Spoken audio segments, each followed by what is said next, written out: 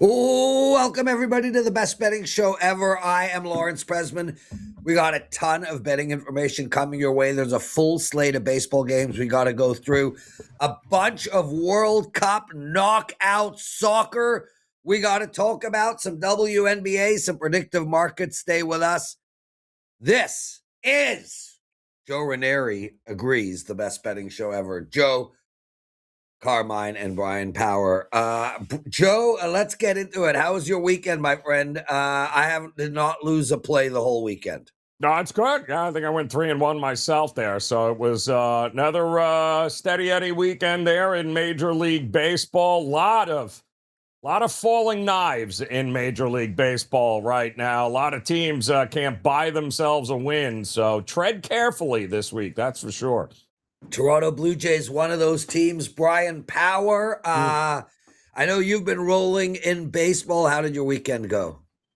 I also did not lose a play over the weekend, Prez. 3-0. It was 3-0 sweep on Saturday. We ended up passing on Sunday, but it's going to be a busy Monday. I'll get to that in a little bit. But overall, been very good. It was a good start to the World Cup, and baseball continues to be very profitable as well, especially totals. Excellent. Carmine wearing the Canada shirt. We watched them play yesterday. We personally had a bet on them at minus 140 in regulation. Easy peasy. Yeah, no sweat at all. Cote de Boeuf today playing Norway, Germany, Paraguay. We'll talk about all of that later. How did you do this weekend? 3-1 for me. The one loser was a 2% play, so that's not too bad. 5% winner. The contrarian play, I'm going to call it, because everyone was betting the Portugal Colombia over on Saturday night, over 2.5. It steamed to 2.75, and money continued to come in. I had under 2.5, and I made a good point for why it's the right play, and it finished scoreless. So can't get any lower than that. And just to mention, Cote whatever is tomorrow. Carm, can you explain to our listening audience the difference between betting over 2.5 goals and over 2 3/4 of a goal? Yeah, so the Asian line, as it's getting bet, and instead of like they normally use like a flat line of 2.5, but instead of the books laying a 2.5 minus 140 or minus 150, what they'll do is they'll go up a quarter a goal, and it's now 2.75 minus 110, let's say. And what that means is if you're betting $100, 50 of it is on 2.5, and 50 of it is on 3. So, which is, if you add the 2 and divide by 2, you get 2.75 essentially. So you need 4 goals to win both bets, or 3, you get a win and a push. And if there's only 2 goals, you would have lost the 2.5 anyways if you bet the over, but with minimal juice. People don't love to bet, especially on totals. I wouldn't recommend spending $1.40, $1.50, $1.60 on totals. It'll absolutely destroy your bankroll by the end of the year. Carm, just staying with you for a second. Why do you think it is that hockey does not adapt to that kind of a scenario with the number 5 or 6? You know, why is that something that really only exists in soccer? I'm not sure. If you look at the standard game in Europe, the standard score line is normally 2-1. If you look at the most common goal line is 2-1. If you look at the World Cup, and Joe and I talked about it on Friday, 2.95 is the average goal so far in the World Cup, 3 goals per game. So having that total there, I think it 2.5 and 2.75 is in the book's favor at some point. Because people love betting overs. Nobody likes to bet unders, but I think unders is where the money is. Okay, so we got a jam-packed show, everybody. Bryan Power with us right through Parlay of the Day, Carmine all the way through to the end. World Cup update. Bri, how's your World Cup going? Are you kicking ass? I know you're a great soccer bettor. Yeah, 67%. We finished the group stage. Have not lost any of our last 7 plays, 5 wins, 2 pushes. So the group stage is going good. I got a 4% best bet tonight. And yeah, I think overall it's been going good. I don't think there's been a ton of surprises. Maybe Carm has one thing or two that shocked him. But overall, I think things have gone pretty much how I anticipated, with the exception of, I guess, Cape Verde making the knockout round. That was Oh, not something God. I had on my bingo card. I understand you have a vacation home there, Joe. I was like watching paint dry like times 1,000. Like that team is. And they should have had 7 goals in the game. How they did not score is beyond me. But my goodness. I had them draw no bet, Carm, at the end. And I'm like, I just kept falling to the ground. I was like, come on. Like, I hate being like, I could have scored that. But I think that last one at the death, I could have put in the back of the net. What did you think of Messi coming in, though? What did you think of that there, Carm? Just padding it up a little bit? Yeah, I think it was to bring him on to get a goal in the second half. Yep. They say to keep his legs fresh. They don't need to keep his legs fresh. I think he picked up like 1 goal and stuff. But we talked about it, Joe, on Saturday's show, and we talked about it on Friday as well too. There's 3 opportunities on match day 3 where the draw was about plus 110 to plus 130, and every single draw came in. Lowest price draws. Because it just favored Paraguay and Australia, 0-0 draw. There was another game. And the game that we referenced, Algeria and Austria, the Algerian players got mad at their own player for scoring. For scoring, correct. Yes, they were pissed. For scoring. Algeria spent 7 minutes just passing the ball in midfield, and every once in a while they loop it in and the guy would put it back to midfield again. Mahrez, who used to play for, I believe it was Manchester City, back in the Premier League, he decided to go in on goal, score a goal. Not many of the players came to celebrate with him. One of them actually gave him hell. And then they allowed a goal. Whether you say they allowed it or not, Austria scored 96 minutes of 4 minutes of extra time. It was nuts. It really was. It was nuts, that game.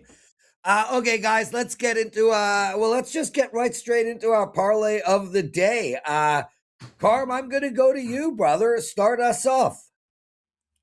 I am going to give us a plus money one, the final game of the World Cup tonight. Netherlands and Morocco. Of all the games I could see today and tomorrow, this is the one game I think goes to extra time and goes to penalties. The draw's plus 210. I like the draw in this one. I think they go more than 90 minutes. And it's supported really by a very low total that is juiced extremely to the under. And the exact score 1-1 is the lowest exact score price at plus 475, which is 4.75 to 1. It's the lowest price of all the exact scores. Likely 1-1 scoreline, I would think. This one is going to go to extra time. Take the draw plus 210. You cash after 90 minutes in injury time. There you go, Brian. We'll take care of some business after the parlay of the day. What's your leg? Yeah, I like that look from Carm. I also like the Miami Marlins to win today in Major League Baseball. I like them to win because they're playing the Colorado Rockies. Marlins have had a tremendous best record in all of baseball in June. They did lose Sunday, but this is a good bounce back spot. They've got Alcantara on the mound. He's been their second best starter. The Rockies, it has just been made official. They are starting Sean Sullivan, who has 3 big league appearances under his belt. They've not gone well. He was not good at AAA Albuquerque either. You can ask Adam Trigger about that if you want that confirmed. But Miami Marlins, money line, will be my contribution to the parlay. Joe, I hate to play on the Blue Jays given their 5-game disaster, but they are playing the New York Mets tonight. Yep. They are at home. They're starting a new series. This is more a bet against the Mets. Savage on the mound. Yeah, I'm gonna take the Blue Jays minus 120-22. What do you got, Joe? I like that, Prez, because they're just terrible, the Mets, in all sorts of different areas there.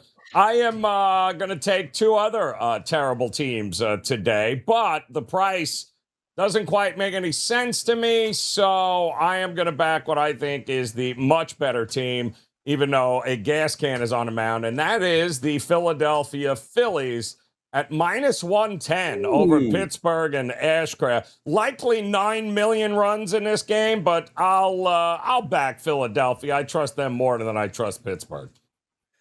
Okay, guys, let's take care of some business. I'll start because I've got my very first 5% play in baseball the entire year. So that is correct. I have not had a 5% baseball bet this season. This is my biggest bet this season. To give you guys perspective, I'm on a 10-2 and 14-4 5% run. But more important, I've won my last 4 baseball plays. I'm on a 29-9 run in baseball. I am up profit on the year, double-digit profit. We have been going through this for weeks, for months, guys. I was begging you to play my NBA playoffs. I nailed it. Begging you to play my NHL playoffs. Destroyed the NHL. And I have been pleading with you guys for a week to bet my baseball, and I have not lost a game since Thursday. So please, get over to WagerTalk.com and wait. I just got a promo. Instead of buying my 5%, Brian, it just came in right now. Right now. I can't. Like 10:44 a.m. What time is it? 10:45. M2 just wrote, tell your people MLB 7-day. You get 7 days of all my baseball for $49. So instead of spending $35 to buy my 5%, MLB 7-day, that's $49 for 7 days of my baseball. Okay, I know, Bri, you got to go, and I overhyped and overpromoted, but it is my first MLB 5% of the season. You're up, bro. I thought that was wonderful, Prez. I have no issue with it whatsoever. All right, guys. I mentioned it was a 3-0 sweep over the weekend. Now a 76-50 all sports run, 11-5 the last 10 days. Over those last 10 days, I've not lost a World Cup pick. 5 wins, 2 pushes, 67%. We finished in the group stage. Up 57 units in soccer since April 2024. That's number 1. We're also number 1 with MLB totals this season, up 35 units. Today, I'm going to have 4 picks, a 4% best bet in the World Cup as we look to keep that unbeaten run going. And I will have 3 plays in Major League Baseball. Get them all. WT.buzz/BP. And don't forget, guys, 6 days for $69 is a great way to get involved. Carmine? Yes, I'll keep this quick. If you have any money left over after you've purchased the Prez's 7-day MLB package, I've got 2 plays up in. I've got 2 plays up. Sorry, in World Cup soccer today, including a 4% play, and I have a 5% play loaded for Wednesday's card as well too. And our Melissa, lovely Melissa in the office, has dropped the World Cup tournament package to $99. There are no coupon codes. There's a straight $99. And you get every single play from now until the end of the World Cup. And we're on a great run, 43.16 units, 64% on 54 games that I've released, and 28.2 ROI. So we're on a very good run, number 1 at WagerTalk, and we're going to look to keep that going. There you go. Joe Ranieri. 2 Major League Baseball plays locked and loaded, including a 4% Major League Baseball play available over at WagerTalk.com. I know you probably have no more money left after buying the Prez, as well as Carm's discounted package and Bryan Power. So if you want them, I'm going to make one of them a free play anyway. So go ahead and make sure you visit over at WagerTalk.com. I'll keep the 4% play up there. I'll give you the free play, though. So even more reason to head to WT.buzz/JR. There we go. Outstanding. That was fun. Brian, thanks for doing this, man. I know you're busy today. You got to go hang out with your daughter, right? Yes. Anytime, though, I can hang out with you guys, I make time. So thank you for having me on. I will see you again next Monday, especially you, Joe. I'll be over for dinner. Don't worry about it. That is a crock of You won't be seeing. I will not be seeing me for a long while. A long while. Thursday is my last show for, well, at least 2 weeks, but I am. It's going to be a bit flexible, so. Just to let you guys all know, the show will continue without me.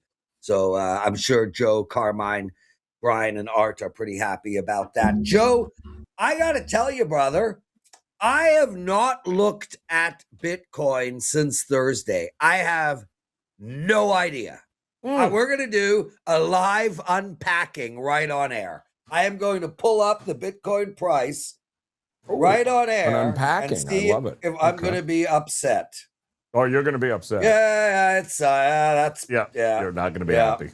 No, not going to be happy here, Prez. 59.2. But I got it. It is. You know what? It's hovering. It's staying. This is what I've predicted pretty much, hovering around 60, 65 until late August. I don't know what to do here. We're in a steep climb right now. So the only question is, does it land above 59 or below 59 at 5 o'clock this afternoon? I will take the above, Joe. We did get to 59.025 a few minutes ago. We were up to 59.5 a few minutes ago. We do have a decrease, but I'm going to go with the over. But right now, I'm not going to be personally betting any of this. It's tough right now with Bitcoin, and especially what's going on in the Iran and Ukraine. I mean, the world's a mess. Every 5 minutes, there's a new ceasefire. It's just too volatile. Don't know what to do. I will say that probably I think oil prices will continue to fall. Likely, yep. So I think that there might be some opportunity with some oil. You're going to need some sort of headline to get this thing back up over 60, but I am agreed. I think over 59 is probably the benchmark for today at 5 o'clock. That's a good call. 63 cents right now. Yep. What do you got for Carm? Well, Carm, we got a couple of fun markets here for you. So let's start first and foremost, since the round of 32 begins today, the knockout round. So let's take a look at the round of 32, the number of matches that will go to penalty kicks.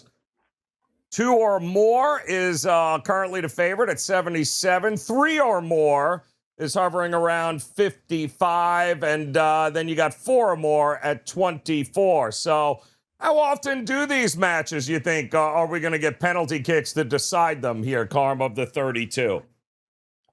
Yeah, there's probably like 2 or 3 opportunities where I could see it happening. One of them tonight, right off the bat. Normally, you can almost correlate it with like low totals, but I would think Netherlands, Morocco. On Friday, Australia is playing Egypt. I could see that absolutely going to 2 low-scoring teams in this World Cup. That could go to penalty shootout. I think extra time easily in the Algeria-Switzerland game as well too. And then there's one more. If I can just scroll and see if I can find it.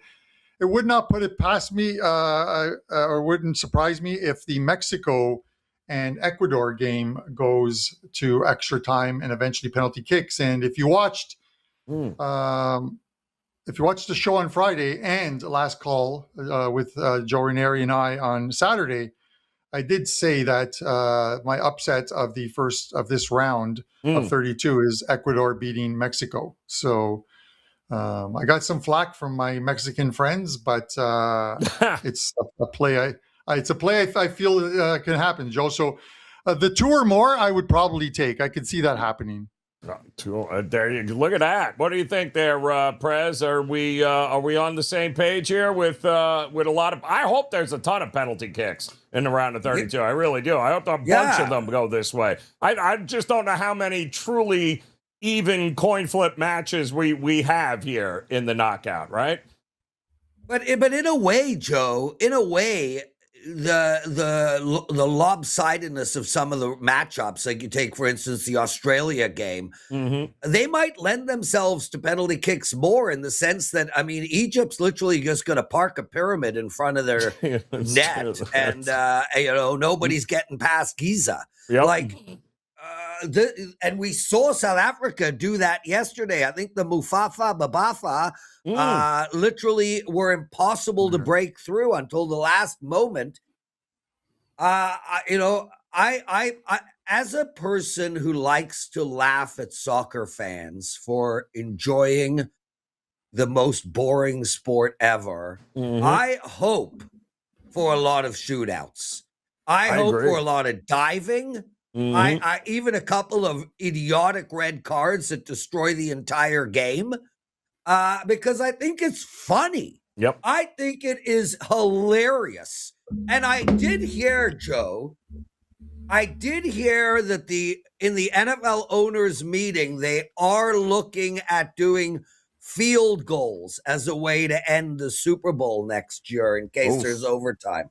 That So would be just ugly. straight field goals. Yes. Yes, That's basketball. Mhm. Basketball is deciding whether they're going to go with free throw shots or 3-pointers, or maybe how long do you dribble before the ball stops dribbling?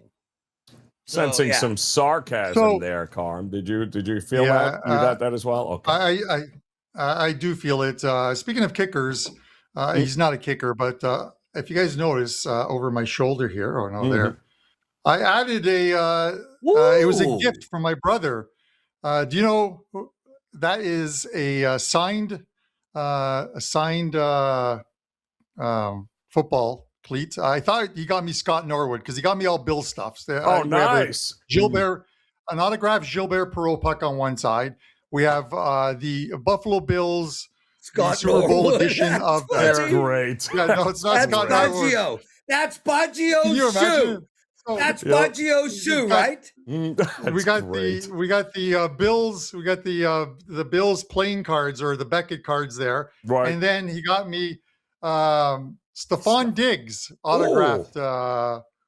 Diggs. So yeah, nice. All right. You know Roberto Baggio's? I like. You know he still has a tail. He still has the ponytail. Yes. He still has the tail. One mention, Joe. One mention on the World Cup. 72 games thus far. 20 have ended in draws. So it's not as if draws aren't happening in the World Cup. There's been some draws, and if you remember, probably the biggest one was Cote de Boeuf, or the real name Cabo Verde, drawing 0-0 with Spain when nobody thought that could happen. So the draws can happen, especially with as Prez says, the teams that will play defense, 10 men behind the ball, because they are outmanned in the game against a better opponent and want to get to the lottery that is penalty kicks and see if they can advance that way. Yeah. True. Yep. I was so happy Canada didn't go to penalty kicks. That's the only team I don't want to see go to penalty kicks, because I don't want to see the team I'm cheering for lose on something so stupid, because it really is the second dumbest rule in the history of sport. You all know the first. We've been through it. Yep. True. Taking a timeout in basketball and having a referee decide to move a ball all the way down the field for no reason. Like I always say, imagine in the NFL, down by 2, 1 second to go on your 1-yard line. Hail Mary? Hell no, a timeout.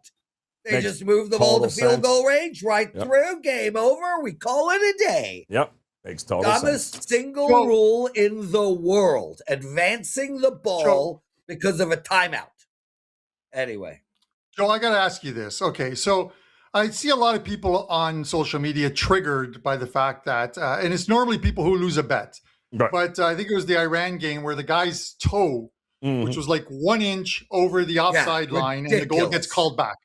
And they're like, it's 1 inch over the line. How does that affect anything? Okay, so let's say you bet a basketball game and you bet the money line, and the team is down 2. The team hits a 2, or sorry, the team is down 2. They hit a buzzer-beating 3, but then they review it, and his toe was barely touching the line. Yeah, then it's a 2. So now it gets reviewed, and it's a 2. It's the same thing. It's just give it to him. He hit it from out there. So yes and no, Carm. And I understand the analogy, and it makes sense. And I know which play you're talking about. Yep. And the problem I have there is his toe is ahead, but the rest of his body is behind. No. Anyway, I'm fine with that rule anyway. Offside is offside, and an inch is an inch. You miss home plate by an inch, you're out. Yes. So I accept that. Anyway, guys, here's how this is going to go down.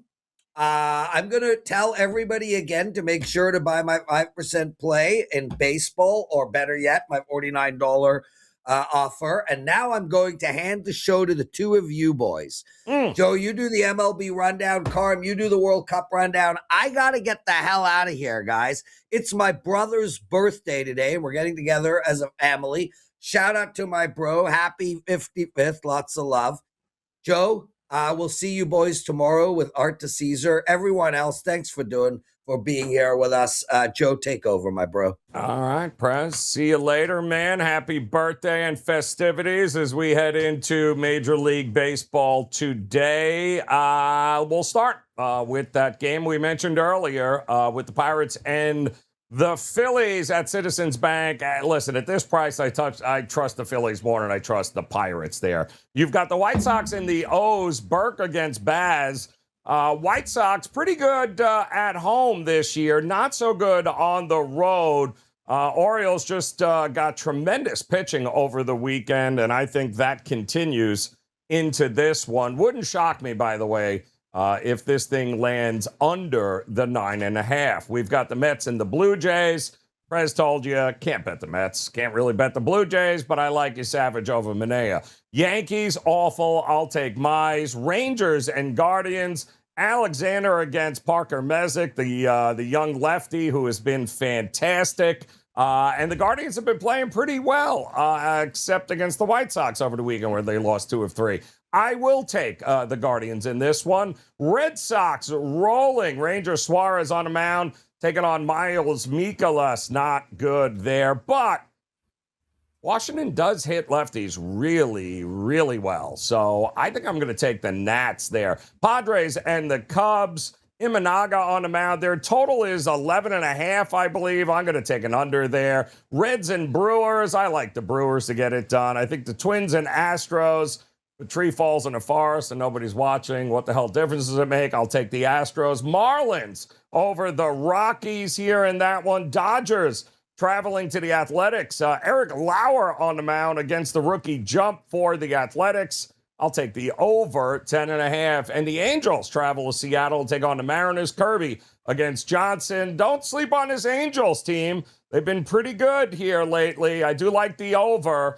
And the Diamondbacks are atrocious. I'll take the Giants at this point to get it done over the Diamondbacks. And Carm, it's all yours here, my man. The World Cup rundown. Yeah, guys, I also want to mention the World Cup guide, which is absolutely free to download. You can still get it on my page at wt.buzz/CB. A lot of you guys download it. It's got some good analytics on it as well, too, which is the most important part. And the predictions for the group stages, at the very least, went 12 for 12. All group winners predicted, including the best bets that I had on Colombia and Switzerland. So head over there and download it for free. It's 20 pages long, but you can find a few nuggets of gold. All right, 3 games. Brazil and Japan's the first game going today. I'm going to go with the under in this game. Japan's a very compact team. They're going to make it a little tough for Brazil to break through. And the fact that Rafinha's injured for Brazil, and he's one of the guys who could help unlock that defense that Japan's going to have, would help. But I still think Brazil eventually gets there. But the under seems like a good play here. Japan have held teams scoreless in 6 of their last 8 games across like all competitions, including friendlies. Germany and Paraguay. Paraguay really shouldn't be here in this one. Lost 4-1 to the U.S., got a garbage goal towards the end, beat a bad Turkey team, or Turkey as they're called now, 1-0, and then a scoreless draw against Australia in a game in which they just literally stood at midfield and shook hands for 90 minutes. Germany win and over 2.5 goals is -110. That is a match parlay that's available at DK, and you can get it at FanDuel as well, too. And then finally, the one I mentioned at the beginning of the show, Netherlands and Morocco, the draw +210. I think this one goes to extra time and could possibly go to penalty kicks. Give me the +210 on the draw in what should be a tight affair. Netherlands have some scorers on their team. I get it, but so did Brazil when they played Morocco on match day 1. That game finished 1-1. Morocco, the semifinalists of the last World Cup in 2022, before losing 3-0 to France. So a very good team as well. That's the way to do it there, Carm. Outstanding stuff here. Some final thoughts as we begin the knockout stage. Next couple of days should be fun. We should get, I hope I hope today we get one penalty kicks game, right, Carm? That would be very good on that up and over 3 or more penalty kick games in the knockout stage. That's how they're going to get decided. So I'm hoping for at least one today, and it sounds like that last one has the best shot of getting it there. Yeah, I think so. I have to believe it. Like I said, Netherlands has looked good, but a 2-2 draw against Japan in their first game, a little lacking defensively in that one. Played much better against Sweden, and then took care of Tunisia on the final game day. I would just draw a line through the Tunisia one. Sweden, the 5-1 result, it literally got away from Sweden as well too. Right. They're going to have a tough time breaking down Morocco. If Brazil had a tough time, I have to believe that Brazil has more quality players on their team, especially offensively, than Netherlands does. So I think it's going to be a tactical affair, Joe, one of those chess matches, and even after 90 minutes. I think so. And goes to extra time. The Canada one was only like 4 minutes from going to extra time. So it was almost there. Yep. Yeah, it was almost there. Yep. We're almost there. Almost started it off with one, Carm, which would have been a lot of fun. But we still have some more opportunities here today. Don't forget, visit Carm's page, that reduced package for the World Cup, up and available here. Head over to my page as I've got that 4% best bet ready for you. Also, the Prez and his 5% best bet, as well as one Bryan Power. So a lot of fun, Carm. We get to do it tomorrow again, of course, with Art the Caesar taking center stage here. So best of luck with the plays here tonight, Carm. We'll see you again tomorrow, and hopefully we'll see all of you again tomorrow for another edition of the best betting show ever. Good luck.